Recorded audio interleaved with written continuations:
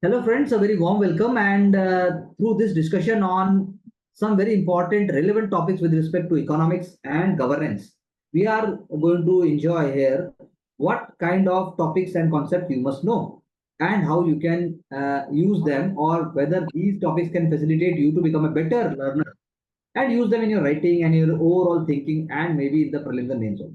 So, the first topic says augmented reality offers a safer driving experience.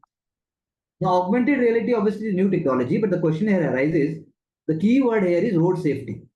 So complete with holograms on the windscreen, this becomes a kind of a prelims question. That means if we are aware of the fact, you can keep on moving the screen please, that if we are aware of the fact that augmented reality is a very important concept, and with respect to that, a country like India, maybe later on, we can make these systems more accessible if the cost becomes lower. So a firm is doing this test. It is happening obviously in the Western world, but in London to be more precise.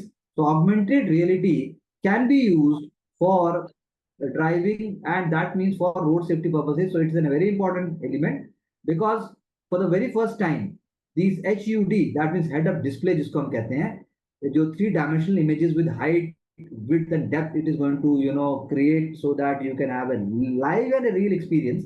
These started during the Second World War. That's what we can say. Because after the First World War, things started moving, and HUDs were very simpler, and the fighter pilots were using it initially. And that's why we are saying that they may be used for better purposes as far as navigation and safety is concerned. Firm names also they are giving. So this is just one example how you can think out of the box with respect to certain topics, because we generally link augmented reality and the virtual reality with gaming and also with meta and maybe with the a kind of a different experience. We can move further, please. So technology is cutting edge. Definitely, it is a cutting edge technology, and it is patented. So even we can think of that our organizations, including DRDO or even CSIR and our scientists, maybe they will be coming over to these areas because first of all, we are working on the essential areas, essential topics, essential themes, which are linked with civilian work, I should say, and with the defense also. So that is why it will not be wrong to say that we will be reaching to such ideas probably once we are able to have a good command or good clarity with respect to other important areas. So we can move. This is the only important thing for us. We can move to the hands-off autonomy. Obviously, when we are saying virtual augmented reality, so definitely all these kind of elements will be working out here. Can we move to the next thing, please? Ji sir. A global gold rush is changing sport. So the fan may be cooling on the Olympics, but elsewhere technology is transforming how sports is watched. This is again a very new and emerging theme because, as we know, not only Olympics but also rest of the sports and games are also changing for better. So this is talking about that how like if we read out what is given here, that athletes from more than 200 countries will sail down the Seine River as a part of the opening ceremony of the Paris Olympic Games. From the Mongolian team is embroidered kaftans to the Canadian, and all those kind of Indian dress was also there. So the idea, what they are talking about is that how you are going to speak, going to communicate, and going to link with your audiences, and that too also we are talking about, sponsors. So in the divided world, nothing unites like sport. This is a very good quote. We can always use in the essay also. We can always put it in the ethics somewhere also, and we can feel that also that sports is always a uniting factor. So here the question is that the idea is inspiring, but to surprising extent, why it is untrue? Because it is talking about that how there will be having audiences in different parts of the world, and how the media rights and how the revenue they are talking about. So the globalization of technology is happening place, but the technology is transforming how the sport is being broadcast, how the fans are enjoying it. Maybe it is a different way in India. It's a $1 billion industry, but how in India it is, doing Indian viewers would be like it in a different way, and the other people may not, maybe looking forward to it, or maybe loving it or getting inspired in a different way. So that is why it is saying that the Hollywood has earned more than half of its box office income abroad. So that means it is exported. American music artists rely on foreign listeners. We that true for India also, that like it happens in India also. for nearly third of their streams. That means America is obviously exporting. America is having a hegemony over there. It is a kind of a soft power, American soft power. The two shifts which are helping the sports to grow global. One is the supply side revolution. We can use this example for this kind of understanding in optionals also. And sports broadcasting, they are belatedly moving from national broadcast to the cable TV channels to global streaming platforms. So Netflix or the South Korean horror or the French comedy. The Geo Cinema is doing the same thing for here. So the point is what we are discussing is that the supply side and the demand side, it is changing how the world is being adopted, how the world is seeing the sports. For example, the role of Indian players in the Olympics, you are just getting it live stream, you are getting it the real time. So audiences want to watch their home teams, audiences want their players to go well. For example, they are giving example of Leon Messi, but I would speak about like our legendary players, for example, Vinesh Fogart. She was spoken up by world class athletes and players. So this is a very new and emerging thing. So the young fans, they are preferring short form videos, not the older one like the summary is going on, the long thing is going on. They are not enjoying the long fatigue part. They want is to be very much smarter. They want it to be shorter. They want to get the instant message. So that is why media companies, they are trying to go for the widest distribution. So this is a very emerging and a new thing. And we can say this reflects another one example with respect to the essay where globalization comes into picture, or where you can say what can unite the world. So sports obviously is a uniting factor. You can always bring it in international relations also. One line can also be written with respect to general studies paper one also. We can go to the next theme, please. Yes.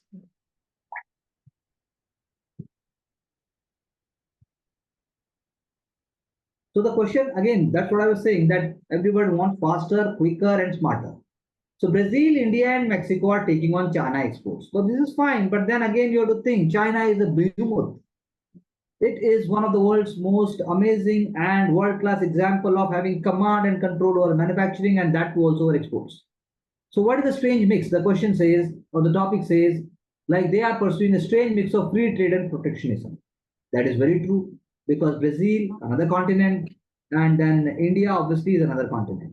So Chinese industrial might is not coming down, but the other emerging markets, they are standing to benefit because the labor cost is increasing in China and the geostrategic tension between China and the US, and China looking forward to use its role of being a great power in order to showcase that nobody can now, I'm not going to get intimidated. That also demands a lot of money and resources.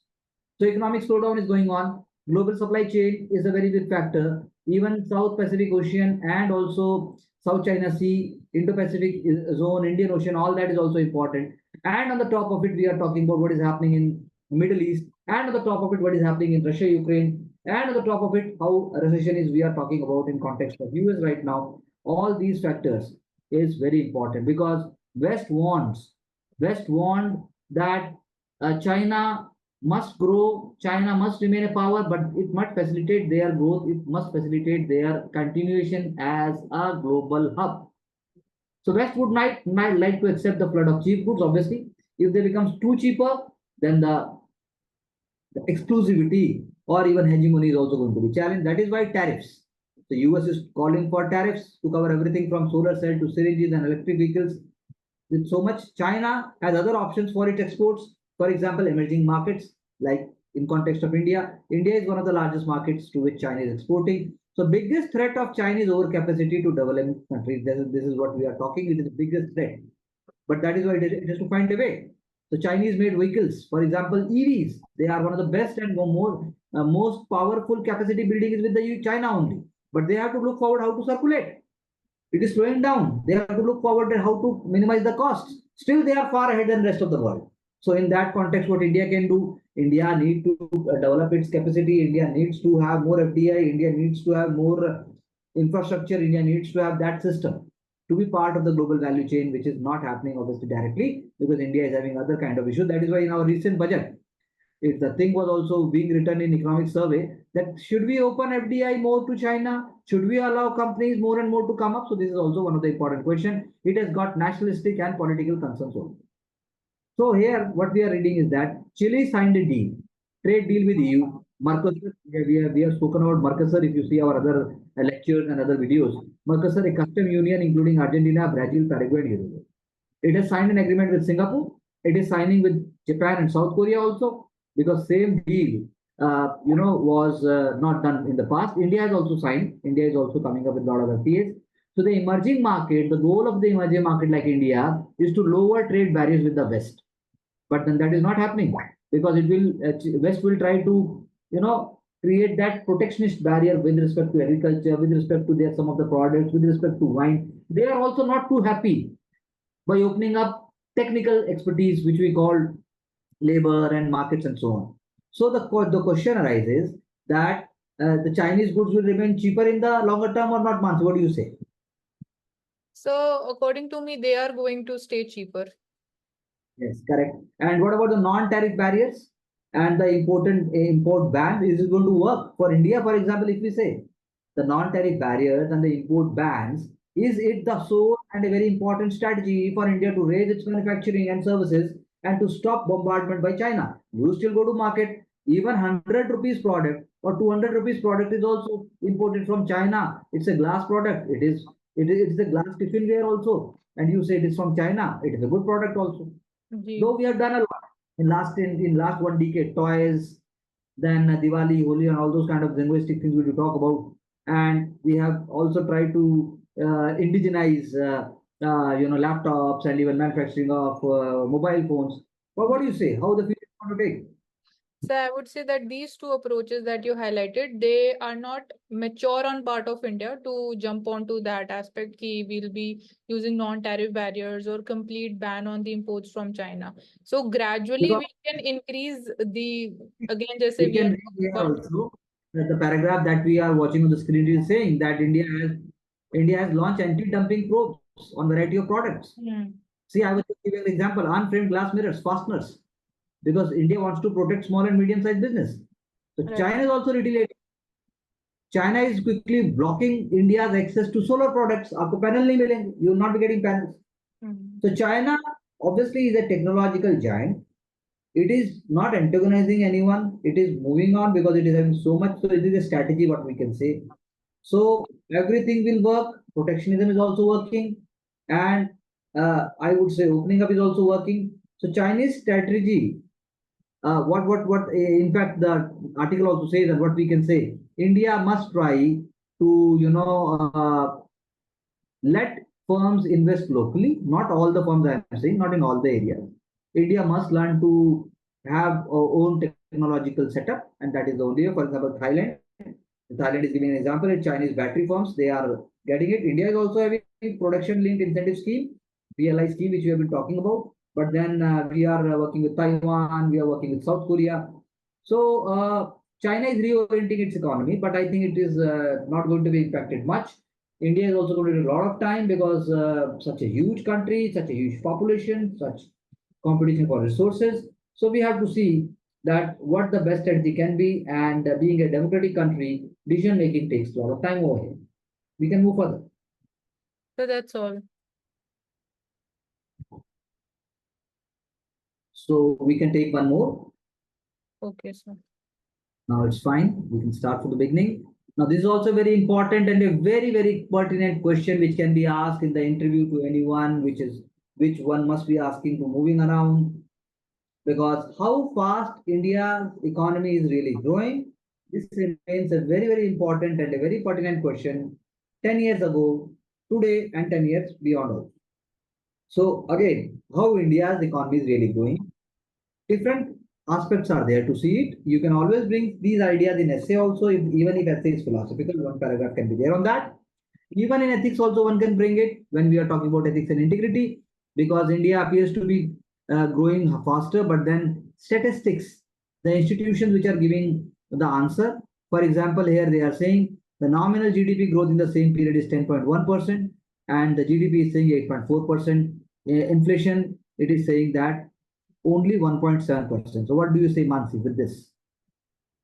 So I would say when we're talking about the GDP growth rate, so that is promising, but we are still struggling to contain down specifically the food inflation, which directly impacts the purchasing power parity of the consumers. And India being a consumption-driven economy, so it will be impacting the growth in the longer term also. So Very that true. is Correct. You are rightly, yes.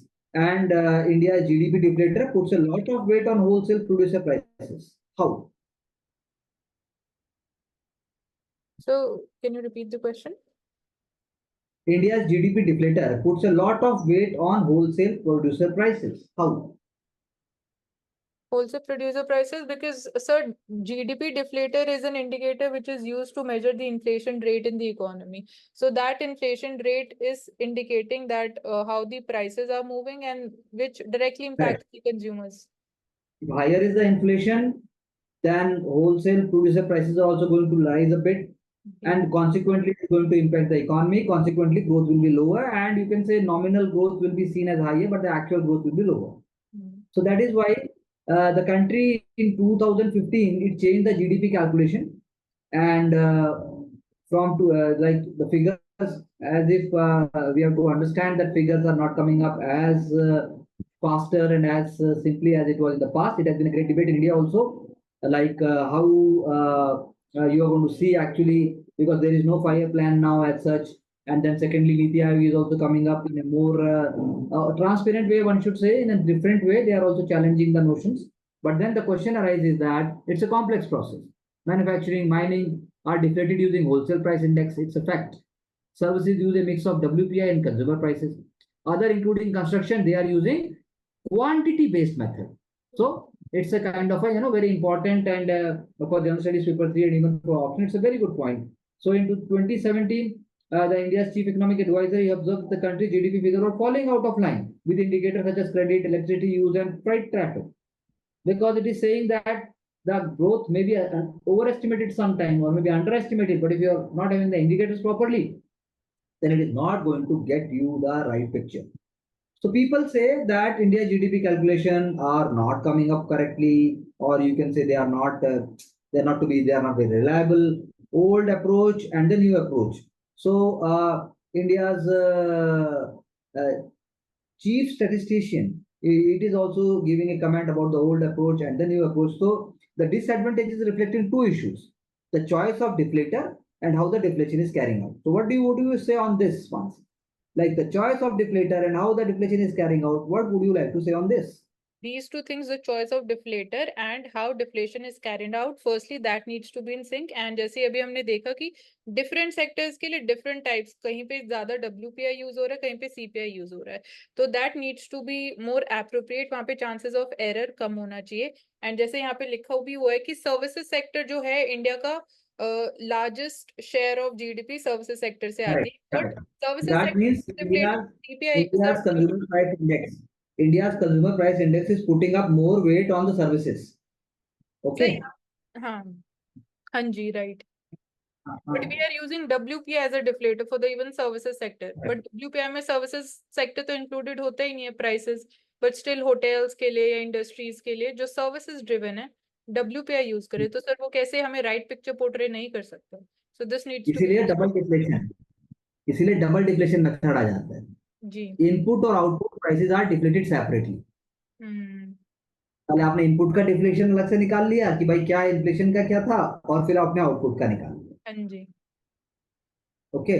अब अगर India अगर same deflator use करेगा तो it would seem like India manufacturing sector had become more productive. जी. Okay, इसलिए this what seems to have happened in 2010s. That's what I'm saying. Oil prices भी study थे. उसके बाद India का जब ऑयल इंपोर्ट रिलायंट है और इंडिया कंज्यूमर भी है, इंडियन मैन्युफैक्चर स्ट्रगल इस पीरियड में किया, तो GDP data concealed its difficulties. That's what they are saying. तो पोस्ट पैंडेमिक क्या कह रहे हैं?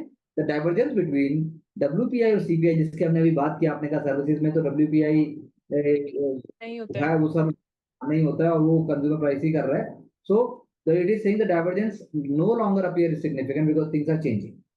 So annual rate of growth is changing, and that is why quarterly GDP figures which are coming out, they may give you a right picture. So India's government is working towards incorporating services into its price indices.